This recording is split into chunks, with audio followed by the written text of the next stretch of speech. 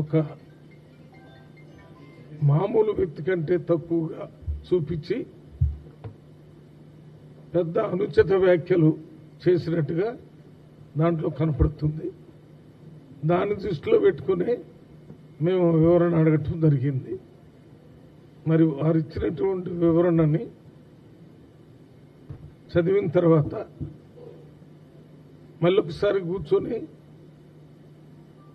ఇంకా దీనికి సంబంధించినటువంటి ఇన్పుట్స్ కూడా చూసాం. నిన్న కొంతమంది ఎమ్మెల్యేలు ఈ సమస్య మీద క్రమశిక్షణ కమిటీకి రిపోర్ట్ ఇస్తాము అని చెప్పారు. ఈరోజు కూడా ఎమ్మెల్యేలు కొంతమంది మాట్లాడి క్రమశిక్షణ కమిటీకి మేము కంప్లైంట్ ఇస్తామని చెప్పారు. అందువల్ల ఈ ఇష్యూని మేము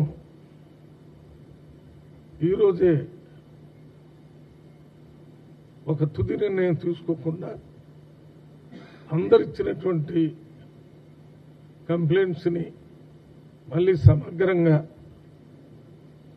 మళ్ళీ ఒకసారి డిసిప్లినరీ కమిటీ మీటింగ్ పెట్టి దాని మీద నిర్ణయం తీసుకోవాలనుకున్నాం. అదే రకంగా చిన్నారెడ్డి గారు మాట్లాడిన దాని మీద వనపర్తి ఎమ్మెల్యే మెగారెడ్డి గారు ఇచ్చిన కంప్లైంట్, మెగారెడ్డి గారు ఇచ్చిన కంప్లైంట్స్కి ఈరోజు చిన్నారెడ్డి గారు కూడా రిప్లై ఇవ్వటం జరిగింది. మేము ఇచ్చిన వివరణకి ఇవ్వాలంటే ఈరోజు ఒక వివరణ ఇచ్చారు. ఆ వివరణ కూడా చదివాం. మరి దాంతోపాటు చిన్నారెడ్డి గారు మాట్లాడినటువంటి పెన్ డ్రైవ్ కూడా మాకు ఇచ్చారు. ఆ పెన్ డ్రైవ్లో వారు ఏం మాట్లాడారు అనేది పూర్తిగా కంప్యూటర్లో పెట్టి అందరం కూర్చొని మా కమిటీ మెంబర్స్ అందరం దాన్ని వినటం జరిగింది.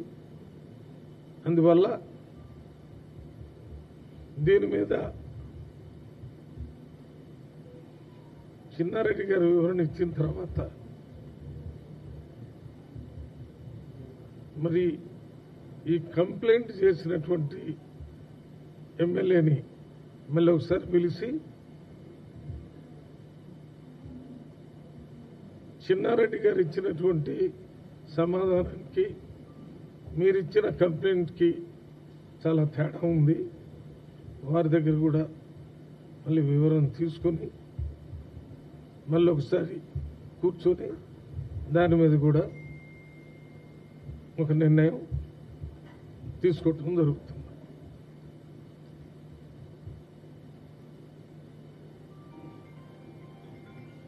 ఆదిలాబాద్లో జరిగిన ఒక PSC meeting, political affairs committee మీటింగ్లో అక్కడ ఆదిలాబాద్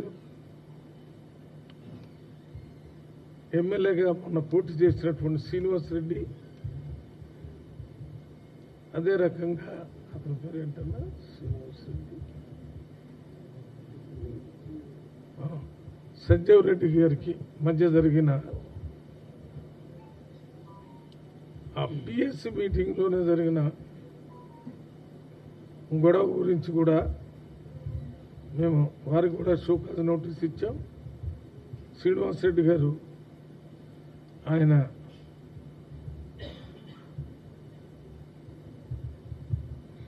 నేను ఆ రోజు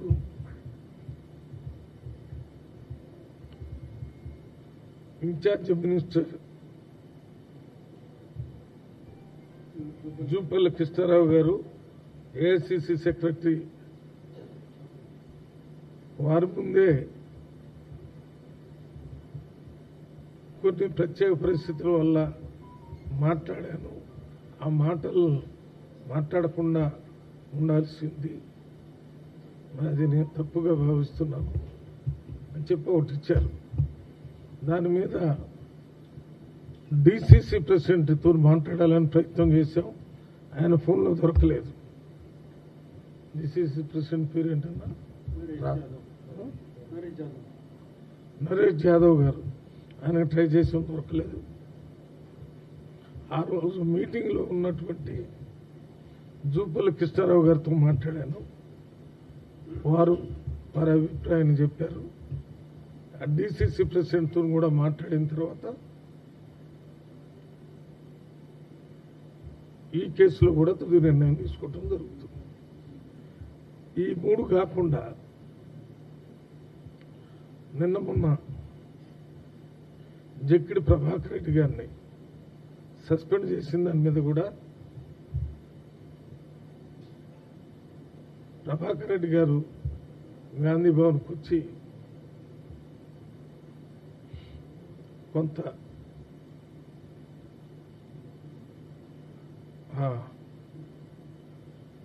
ఎవరు ఎక్స్ఎంపీ అక్కడ మొన్న పోటీ చేసినటువంటి ఎమ్మెల్యే క్యాండిడేట్ మలకపేట మధుయాష్ గారి మీద ఆయన ఏదో వ్యతిరేకంగా చేశాడని మాట్లాడారు. మా మీటింగ్లో మేము నిర్ణయానికి ఏమి వచ్చామంటే, ముందు ఒక ఈశ్వరమ్మ యాదవ్ అనే వారితో జరిగినటువంటి గొడవ, కుల సంఘాలన్నీ పెద్ద ఎత్తున ఘర్షణ దిగాయి. దాని తర్వాత ఒక ఎరుకల వ్యక్తి అతని కులంతో తిట్టాడని పోలీస్ స్టేషన్లో కేసు పెడితే ఎఫ్ఐఆర్ అయింది. మరి అటువంటి పరిస్థితుల్లో, తప్పనిసరి పరిస్థితుల్లో క్రమశిక్షణ చర్య తీసుకోవాల్సి వచ్చింది. అందువల్లనే జక్కిడి ప్రభాకర్ రెడ్డి గారి మీద సస్పెన్షన్ యాక్షన్ తీసుకోవటం జరిగింది. దానికి కారణాలు ఇది. అంటే నేను వ్యక్తిగతంగా వారికి చెప్పలేకపోయినా మీడియా ద్వారా వారికి తెలియాలని. నాకు కూడా జక్కిడి ప్రభాకర్ రెడ్డి గారు, నేను ఇంతకుముందు మలక్పేట మల్కాజ్గిరికి ఇన్ఛార్జిగా ఉన్నప్పుడు వారితో నాకు మంచి సంబంధాలు ఉన్నా, మరి జరుగుతున్న పరిణామాల మీద నిర్ణయాలు తీసుకోవటం జరిగింది. ఇవి కాకుండా ఇంకా కొన్ని సిద్దిపేట జిల్లా నుంచి, గద్వేల్ నుంచి, ఇవి కాకుండా ఇంకా 2-3 చిన్న కంప్లైంట్స్ వచ్చినాయి. ఆ కంప్లైంట్స్ మీద కూడా షోకాజ్ నోటీస్ ఇవాళ మీటింగ్లో ఇవ్వాలని నిర్ణయం తీసుకుంటాం. ఆ నిర్ణయాలు దాని ప్రకారం నోటీసులు ఇవ్వటం జరుగుతుంది. దానికి రిప్లై వచ్చిన తర్వాత దాన్ని బట్టి చర్యలు తీసుకోవటం జరుగుతుంది. వీటికన్నిటికీ మా కమిటీ ముఖ్యోద్దేశం, మా శ్యామ్మోహన్ గారు కానీ, మా ఇతర సభ్యులు కానీ, మనకి వ్యక్తుల మీద ప్రేమ కానీ వ్యతిరేకత కానీ లేదు. ఉన్నది ఒక్కటే, కాంగ్రెస్ పార్టీ మీదనే మా కాన్సన్ట్రేషన్ అంతా.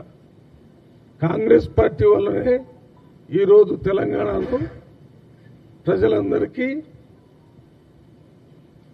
ప్రజాస్వామ్యం, ప్రజాపాలన వచ్చిందని మా పూర్తి నమ్మకం. ఈ కాంగ్రెస్ పార్టీ వల్లనే మాకు నమ్మకం ఏంటంటే తెలంగాణ రాష్ట్రం కూడా సోనియా గాంధీ కాంగ్రెస్ వల్లనే వచ్చిందని. మొత్తం భారతదేశానికి స్వతంత్రం కూడా కాంగ్రెస్ పార్టీకి ద్వారానే వచ్చిందని మీకు తెలుసు, మాకు తెలుసు. అందువల్ల మేము ప్రతి చర్య కూడా కాంగ్రెస్ పార్టీ యొక్క భవిష్యత్తుని, దానికి ఏ రకమైన నష్టం జరిగినా దాని ద్వారా ప్రజలకు నష్టం జరిగింది కాబట్టి ఉన్నత స్థానాల్లో ఉన్నటువంటి మంత్రిగా ఉన్న మన కొండ సురేఖ గారికి కానీ, కేబినెట్ ర్యాంకులో ఉన్న చిన్నారెడ్డి గారికి కానీ ఈ నోటీసులు ఇవ్వటం జరిగింది. మాకు వ్యక్తిగతంగా వీరంటే గౌరవం ఉంది, కానీ పార్టీకి నష్టం జరుగుతుందని కంప్లైంట్స్ రావటం వల్ల ఆ కంప్లైంట్స్ మీద నోటీసులు ఇచ్చి మరి ఇప్పుడు జరిగిన విషయాలన్నీ మీ దృష్టికి తీసుకొని రావటం జరిగింది.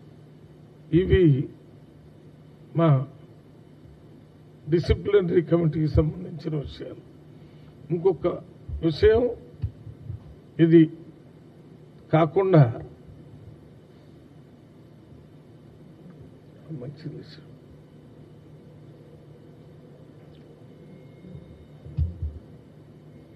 అంతే కదా.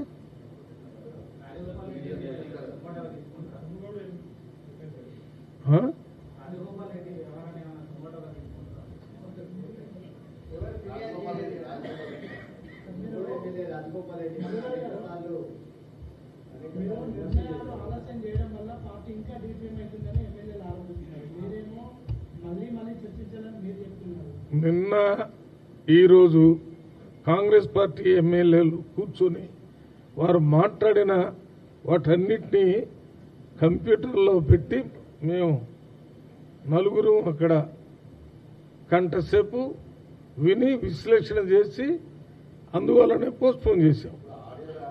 ఎమ్మెల్యేలు ఇప్పుడు మాట్లాడేటప్పుడు కూడా మీరు చెప్పిన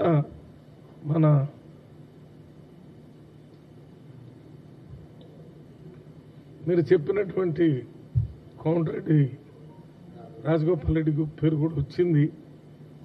మరి నేను డిసిప్లినరీ కమిటీ చైర్మన్గా ఉన్నప్పుడు వీటన్నిటి మీద నా కంప్లైంట్స్ కుప్పతెప్పలకు వచ్చినాయి. ఇక్కడ నుంచి నా దగ్గరకు రాలేదనేది ఇంతకుముందు మిత్రులు నాకు వ్యక్తిగతంగా కలిసినప్పుడు కూడా ఇంటర్వ్యూలో చెప్పాను, మళ్ళీ అదే చెప్తున్నాను. అట్లని రాజగోపాల్ రెడ్డి గారు మాట్లాడిన కంప్లైంట్స్ నాకు తెలియదని కాదు, నేను వెళ్ళలేదని కాదు, కానీ దానికి ఒక ప్రొసీజరల్ దానివల్లే ఆగింది. ఆ ప్రొసీజరు మీరు అడిగినట్టుగా సూమోటోగా చేస్తూ పోవటం కాకుండా కాంగ్రెస్ పార్టీలో ఒక ప్రొసీజర్గా ఉంటుంది కాబట్టి దానికోసం ఆగాం. ఏదేమైనా ఎవరైనా కానీ మా దృష్టిలో వ్యక్తులు ముఖ్యం కాదు, కాంగ్రెస్ పార్టీ ముఖ్యం. కాంగ్రెస్ పార్టీ వల్లనే భారతదేశానికి స్వతంత్రం వచ్చింది. నెహ్రూ గారు పంచవర్ష ప్రణాళికలు, ఇందిరాగాంధీ ల్యాండ్ సీలింగు, ఇందిరాగాంధీ బ్యాంకుల జాతీకరణం, ఇందిరాగాంధీ 20 పాయింట్ ఫార్ములా, అదే రాజీవ్ గాంధీ. నాన్న చెప్పేది కూడా విను, ప్రశ్న చెప్పు. నేను ప్రశ్న అడిగిన దానికే చెప్తున్నాను. మేము ఎందుకు ఈ కాంగ్రెస్ పార్టీకి ప్రాధాన్యత ఇస్తున్నామంటే మా ఉద్దేశంలో రాజీవ్ గాంధీ ఈ టెక్నాలజీ రెవల్యూషన్ ఇచ్చింది, ఇందిరాగాంధీ అగ్రికల్చర్ రెవల్యూషన్ ఇచ్చింది. ఈ దేశంలో తిండి కింద లేకపోతే ఇప్పుడు వేరే దేశానికి పంపించే పరిస్థితి కాంగ్రెస్ పార్టీ తెచ్చింది. అటువంటి కాంగ్రెస్ని కంటికి రెప్పలాగా కాపాడాల్సిన బాధ్యత ఉంది. ఆ బాధ్యత మామూలు కాంగ్రెస్ కార్యకర్తగానే మా అందరి మీద ఉంది. అది కాకుండా నాకు మళ్ళీ దానికి క్రమశిక్షణ కమిటీ మెంబర్స్ చైర్మన్గా నాకు ఇచ్చారు కాబట్టి ఆ బాధ్యత నిరంతరం నిర్వర్తిస్తాం. ఎవరైనా కానీ వ్యక్తులు పార్టీ కంటే పెద్దలు కాదని, పార్టీ వల్లనే ఎంపీలు, పార్టీ వల్లనే ఎమ్మెల్యేలు, పార్టీ వల్లనే ప్రైమ్ మినిస్టర్, పార్టీ వల్లనే చీఫ్ మినిస్టర్. ఆ పార్టీని నమ్మే ప్రజలు ఓట్లేస్తున్నారు. ఆ నమ్మకాన్ని దెబ్బతీసే విధంగా ఎవరు మాట్లాడకూడదు.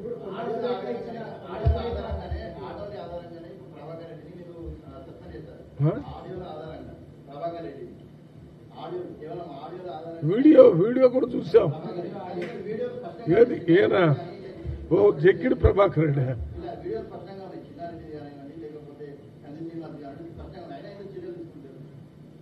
నేను చర్యలు తీసుకోలేదని ఎవరు చెప్పారు? ఇప్పుడు నేను DCC president is very important person who is there in that meeting. ఆ మీటింగ్ లో ఉన్నాడు. జూపల్ కృష్ణారావు గారు ఆ మీటింగ్ లో ఉన్నాడు. ఏఐసిసి సెక్రటరీ ఆ మీటింగ్ లో ఉన్నారు. నేను ఎప్పుడైనా తీసుకునేటటువంటి చర్యలు దాంతో మాట్లాడాలా. మీరు ఇప్పుడు జక్కిడి ప్రభాకర్ రావు గురించి ఎంతమంది వచ్చారో తెలుసా? అన్ని రిప్రజెంటేషన్ తీసుకున్నాను. మొదటి దాని మీద సరే సమన్వయపరచడానికి ప్రయత్నం చేశాం. మళ్ళీ ఇంకొక కేసు వచ్చింది. ఆ కేసు పోలీస్ స్టేషన్ దాకా పోయింది. పోవటం కాకుండా ఎఫ్ఐఆర్ అయింది, పేపర్లో వచ్చింది. దాంట్లో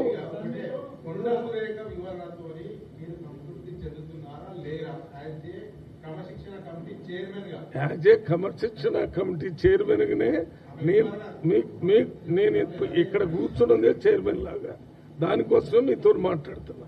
దానికే 3 గంటలు ఆమె ఇచ్చినటువంటి ఆమె ఇచ్చినటువంటి వినాలి. ప్రశ్న నీ వంతు, సమాధానం నేను కదా. సమాధానం కూడా నువ్వే చెప్తే ఎట్లా?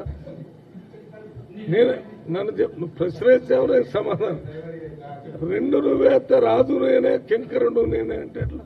అయితే అది చూశాను. వారు కొన్ని అతి ముఖ్యమైన పాయింట్ ఏం చెప్పారంటే, న్యాచురల్ జస్టిస్ ప్రకారం ఆమెకి నాకు సంబంధం లేదన్నారు. దాని మీద మేము బాగా సుదీర్ఘంగా చర్చ చేశాం. అయితే నిర్ణయం తీసుకోవటం జరగలేదు. న్యాచురల్ జస్టిస్ ప్రకారం క్యాబినెట్లో మినిస్టర్ గారు ఎవరు మాట్లాడినా, సొంత కూతురే కాదు, కాంగ్రెస్ పార్టీ గురించి ఎవరు, ముఖ్యమంత్రి గురించి ఎవరు నెగిటివ్గా మాట్లాడినా అది న్యాచురల్ జస్టిస్లో భాగంగా దాన్ని ఖండించాలి. అది ఖండించలేదు కదా అనేది ఒకటి అనుకున్నాము. అది కాకుండా ఇంకా చాలా వివరాలు తీసుకోవాల్సిన అవసరం ఉందని డిస్కషన్ చేసి ఆఫ్ చేశాం. మళ్ళీ ఒకసారి కూర్చుంటాం, దాని మీద సుదీర్ఘంగా చర్చ. తొందరపడకూడదు. ఆమె మంత్రి, ఆమె హానరబుల్ మినిస్టర్. అందువల్ల అన్ని రకాలుగా ఆలోచన చేసిన తర్వాతనే మనం ఫైనల్ డిసిషన్ చెప్పాలి. మీరు అన్ని విషయాలలో ఆలస్యం చేస్తున్నారనే తుంగతుర్తి అంశాన్ని కానీ, ఎల్బీనగర్ అంశాన్ని కానీ మీ కమిటీకి సంబంధం లేకుండా వేరే వాళ్ళకు బాధ్యతలు అప్పగించారు. మీరు ఇట్లనే తాత్సారం చేస్తే మిగతా అంశాలను కూడా వేరే వాళ్ళకి అప్పగించే అవకాశం. సిద్ధార్థ గారు, మీ అనాలిసిస్ మీ సొంతం. నన్నేదో తక్కువ చేసి చూస్తున్నారు అనేది మీరు నా మీద అంత ప్రేమ చూపించొద్దు, అంత ఇది చేయొద్దు. నాకు నా డ్యూటీ తెలుసు, నాకేం చేయమన్నారో తెలుసు, ఆ రకంగా చేస్తున్నాను. నాకు అటువంటి పరిస్థితి లేదు. కొన్ని కేసుల్లో పిసిసి ప్రెసిడెంట్ గారు, ఏఐసిసి ఇన్ఛార్జి మీనాక్షి నటరాజన్ గారు, వాళ్ళు కొన్ని నిర్ణయాలు తీసుకునే హక్కు వాళ్ళకి 100% ఉంది. అది నా దగ్గర పంపించే కార్యక్రమాలు ఎప్పుడు పంపేయాలో చేస్తారు. వీటన్నిటిలో కూడా వారు నా దగ్గరికి ఫార్వర్డ్ చేసిన తర్వాతనే మాట్లాడుతున్నారు.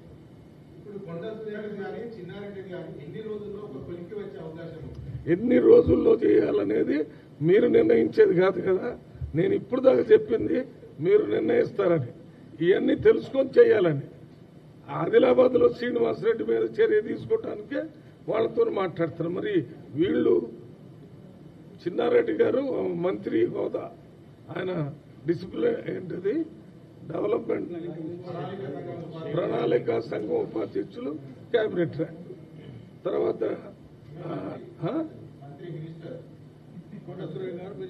ఆయనకి ఇంకా వేరే ఉన్నాయి.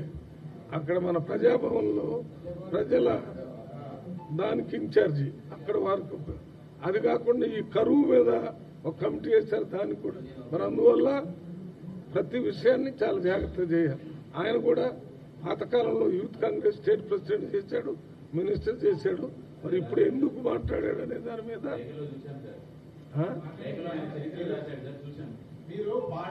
ఇవాళ చదివాను. అది లేక వచ్చిందా మీకు? లే అన్నా, నేను చెప్పేది అంటే పార్టీ ముఖ్యమని కనపడడంలో ఎట్లా ఇష్టం వచ్చినట్టు చేయడానికి వీల్లేదు కదా. పార్టీకి నష్టం జరిగే వాళ్ళు ఎంత పెద్ద వాళ్ళైనా వాళ్ళని ఉపేక్షించే సమస్య లేదు. కానీ దాన్ని క్షుణ్ణంగా పరిశీలించిన తర్వాతనే నిర్ణయం తీసుకోవాలి. ఒక్కొక్క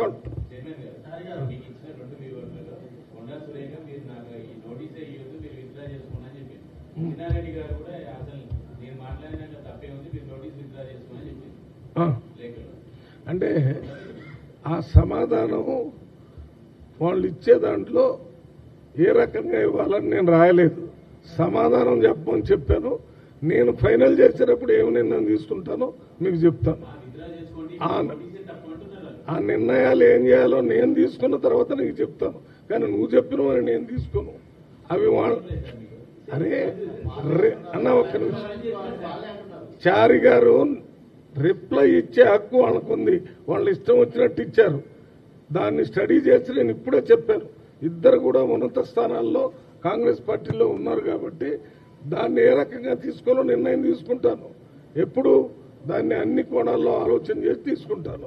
మీరు చెప్పిన దానికి వెమ్మటే రిప్లై తీసుకుంటే మళ్ళీ మేము కూర్చోవటం ఎందుకు? మళ్ళీ కమిటీ మీటింగ్ పెట్టాలనుకున్నాం కదా.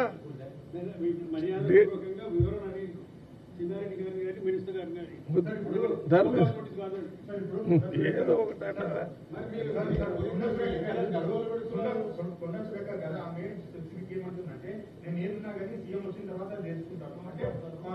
అంటే ఆమెకు మరొకసారి పార్టీ కానీ క్రమశిక్షణ సంఘం పైన ఏ గౌరవం లేకుండానే మళ్ళీ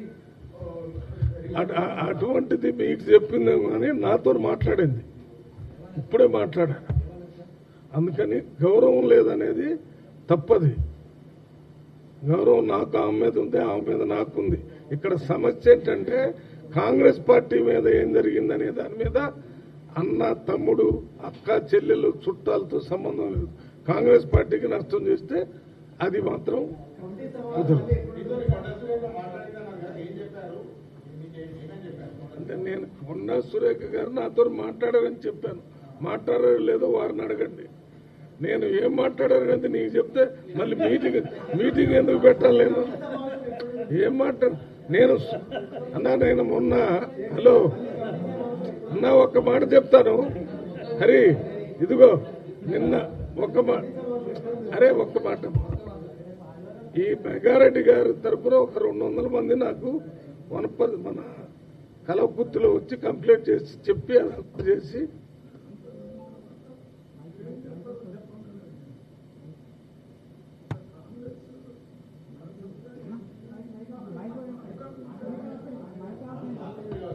అట్లా మాట్లాడి ఉంటే మాత్రం అది కరెక్ట్ కాదని చెప్పాను. కానీ నేను ఇప్పుడు క్రమశిక్షణ కమిటీ చైర్మన్గా ఉన్నాను కాబట్టి ఏం చేస్తాననేది మీకు చెప్పను. మీరు ఇచ్చారు కదా. ఏది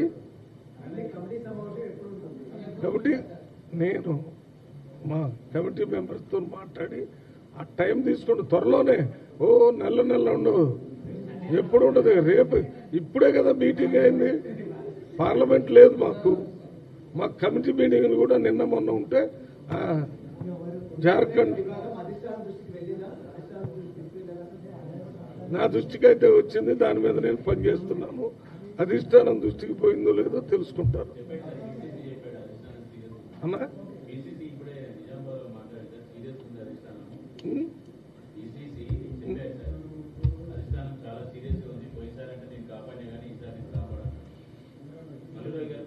నేను పిసిసి ప్రెసిడెంట్ గారు చెప్పిన దాన్ని 1% కూడా డిఫర్ గారు.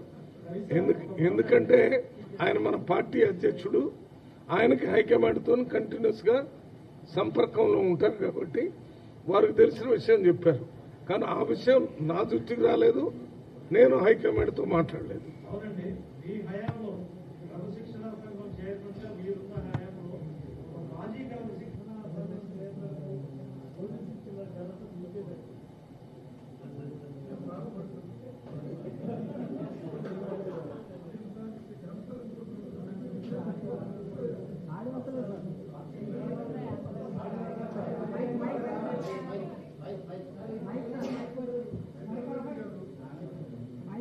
ఇదేమైతే చిన్నారెడ్డి గారు మాజీ క్రమశిక్షణ కమిటీ చైర్మనే కాకుండా ఆయన నా పార్లమెంటు కాన్స్టిట్యున్సీలో వనపర్తి రిప్రజెంటేషన్ వారు అక్కడ ఎమ్మెల్యేగా చేశారు, మినిస్టర్ చేశారు. వారితో పాటు నేను మినిస్టర్గా ఉన్నప్పుడు అవన్నీ చేశాను. అది తప్పనిసరి పరిస్థితుల్లో కొన్ని పార్టీకి సంబంధించిన ఈ పొజిషన్ లేకపోతే నేను మాట్లాడేవాడిగా. నేను క్రమశిక్షణ కమిటీ చైర్మన్ కాకపోతే ఆ చిన్నారెడ్డి గురించి కానీ లేకపోతే వారిని గురించి కానీ బయటకు వచ్చి మాట్లాడాల్సిన అవసరం. కానీ ఏ బాధ్యత ఇచ్చినా చేయాల్సిందే. మనం special representative government of Andhra Pradesh ఉన్నప్పుడు ఆ పని కూడా అంకిత భావంతో పనిచేశాను, ఈ పని కూడా అంతే అంకిత భావంతో పనిచేస్తాను.